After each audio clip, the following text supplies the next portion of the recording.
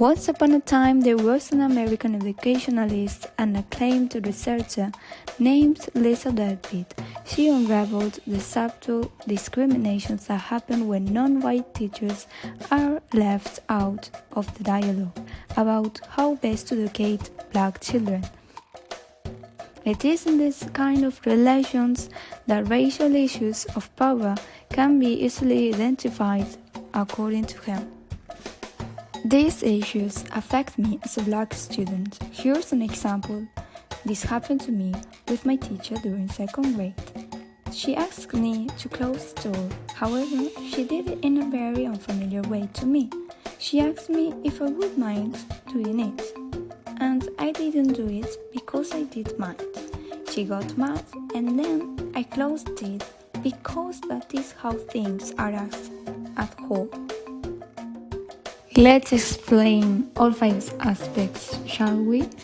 For Lisa, there were 5 aspects of power. The first one, issues of power are enacted in classrooms. The power of the teachers over learners, the power of publishers of textbooks, and of the developers of the curriculum to determine the view the board presented. Schooling is related to power.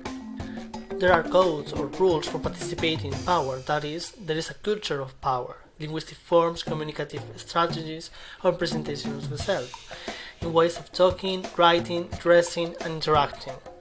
Third, the rules of the culture of power are a reflection of the rules of the culture of those who have power. The social class of people establishes the success in institutions. For instance, children from middle class will attain better level at school than those from non-middle class families. Schools are based upon the cultures of the upper and middle class people. Not all cultures can carry this power.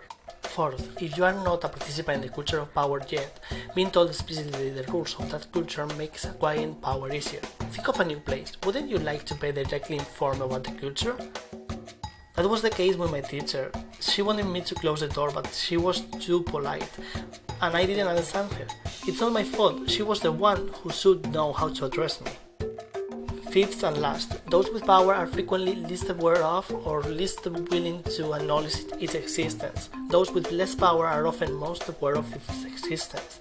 Those who have less power could identify those who have power over them, while lecturers do not perceive themselves to have power over the non-white speakers.